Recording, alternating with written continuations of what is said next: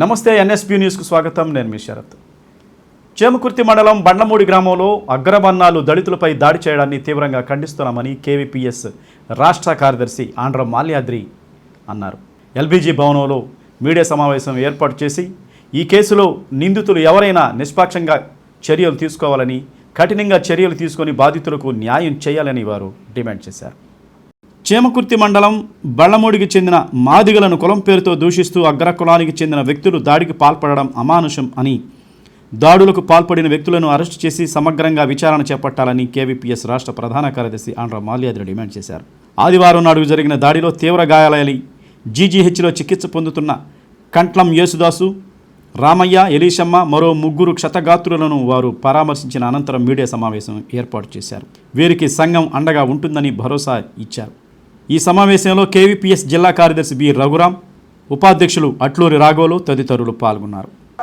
ప్రకాశం జిల్లా సంతనోల్పాడు నియోజకవర్గం చేమకుర్తి మండలం బండ్లమూడి గ్రామంలో దళితులకు ఉన్నటువంటి పంట పొలాల్లో ఆ గ్రామ ఆధిపత్య కులాలకు సంబంధించినటువంటి గొర్రెలు మేపుకోవటమే కాకుండా మేపుకున్నటువంటి వాళ్ళ మీద చర్య తీసుకోమని చెప్పి కేసులు పెట్టినటువంటి ఘటన పైన మాపైనే కేసులు పెడతారని చెప్పి దుర్మార్గంగా కులం పేరుతో దూషించి మూకుమ్మడిగా దాడి చేయడం జరిగింది.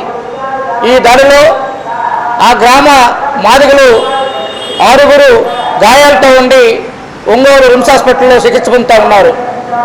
చికిత్స పొందిన వాళ్ళని కేవీపీఎస్ ప్రతినిధి బృందం ఈరోజు పరామర్శించింది, వాస్తవాల్ని పరిశీలించింది. ఈ యొక్క దుర్మార్గం జరిగి 3 రోజులు అవుతున్నా కానీ పోలీసులు కేసు నమోదు చేశారు, కానీ ఏమాత్రం కూడా ముద్దాయిల మీద అరెస్ట్ చేయాలని చెప్పి తెలుస్తూ ఉంది. రెండోది, డిఎస్పీ గారి ప్రకటన చూస్తే ఇది కుల ఘర్షణ కాదు, ఇది ఓన్లీ వ్యక్తిగత ఘర్షణ చెప్పి చెప్పారు. మేము డిఎస్పీ గారు ఒకటి అడుగుతా ఉన్నాం. ఈరోజు మాదిగలు పంట పొలాలని గొర్రెలు మేపడం కరెక్ట్ కాదా? అది ఉద్దేశపూర్వకం కాదా? అడిగేంటి క్రమంలో పోలీసుల సమక్షంలోనే దాడి చేయటం ఇది కరెక్ట్ కాదా? దీన్ని ఏ రకంగా చూస్తారు డిఎస్పీ గారికి అడుగుతా ఉన్నాం. ఇంత దుర్మార్గం జరుగుతూ ఉంటే పోలీసులు ఆ రకమైన ప్రకటన చేయటం అనేది చాలా దుర్మార్గ విషయం. అందుకోసంగా మేము కోరుతున్న ఒకటి, ఎవరైతే ఈ దుర్మార్గానికి పాల్పడ్డారో వాళ్ళ మీద కేసులు నమోదు చేసి చెప్పారు, అట్రాసిటీ కేసు నమోదు చేసి చెప్పారు. ఆ కేసు ప్రకారంగా డిఎస్పీ విచారణ చేయాలి, కానీ ఇటువంటి డిఎస్పీ విచారణ చేయలేదు. మరి డిఎస్పీ విచారణ చేయకుండా ఏ రకంగా ప్రకటన చేస్తారు? కాబట్టి డిఎస్పీ విచారణ జరగాలి, ఎవరైతే దుర్మార్గానికి పాల్పడ్డారో వాళ్ళ మీద కేసులు నమోదు చేసి అరెస్ట్ చేయాలని చెప్పి డిమాండ్ చేస్తా ఉన్నాం. రెండోది, ఈరోజు రాష్ట్రంలో దళితులపై దుర్మార్గం జరుగుతూ ఉంటే రాష్ట్ర హోంశాఖ మార్చులకు పట్టదా? రాష్ట్ర సాంఘిక సంక్షేమ శాఖ మార్చులకు పట్టదా? రాష్ట్ర ఎస్సీ కమిషన్ చైర్మన్ ఉన్నటువంటి గవర్నర్ గారికి పట్టదా? ఈరోజు ఆగమేఘాల మీద అనేక విషయాల మీద మాట్లాడేంటి హోమ్ మినిస్టర్ గారు, సాంఘిక సంక్షేమ మినిస్టర్ గారు, ఎస్సీ కమిషన్ చైర్మన్ గారు ఆంధ్రప్రదేశ్లో ప్రకాశం జిల్లాలో నూతనపాడు నియోజకవర్గంలో ఉన్నటువంటి ఎస్సీ నియోజకవర్గంలో మాదిగల మీద దాడి జరిగితే ఏమాత్రం కూడా మాట్లాడకపోవడం సరైనది కాదు. అందుకోసంగా వీళ్ళు వెంటనే విజిట్ చేసి ఈ దుర్మార్గానికి పాల్పడిన వాళ్ళ మీద చర్య తీసుకోమని చెప్పి పోరాటం చెప్పి మేము కోరుతా ఉన్నాం. ఎవరైతే ప్రజాప్రతినిధులు ఉన్నారో వాళ్ళ యొక్క నియోజకవర్గాల్లో దుర్మార్గానికి దాడి జరుగుతూ ఉంది. రాష్ట్ర ఉప ముఖ్యమంత్రిగా ఉన్నటువంటి పవన్ కళ్యాణ్ గారి నియోజకవర్గం ఉంది పిఠాపురం నియోజకవర్గంలో మల్లారెడ్డి గ్రామంలో మాలలను సాంఘిక బహిష్కారం చేశారు.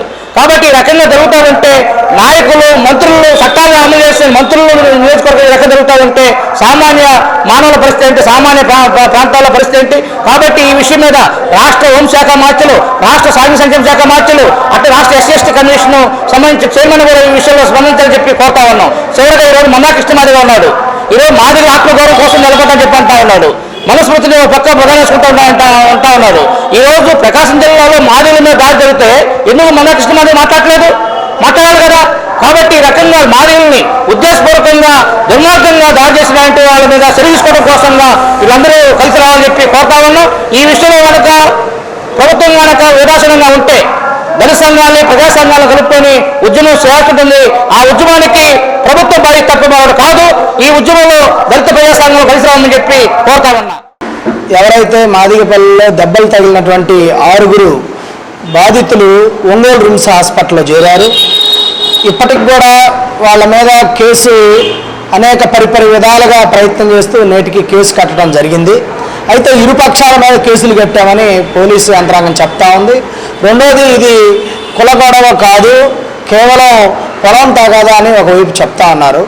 మరి ఒకవైపు ఎటువంటి ఎంక్వైరీ కూడా లేకుండా సాధారణ పరిశీలనతో దాడి చేసే క్రమంలో కేవలం ఆధిపత్యం ద్వారా మాత్రమే దాడి జరిగింది తప్ప పొలం తగాదా కాదు అనేటటువంటిది కూడా పరిగణలోకి తీసుకోవాలని పోలీసు యంత్రాంగానికి మేము తెలియజేస్తా ఉన్నాం.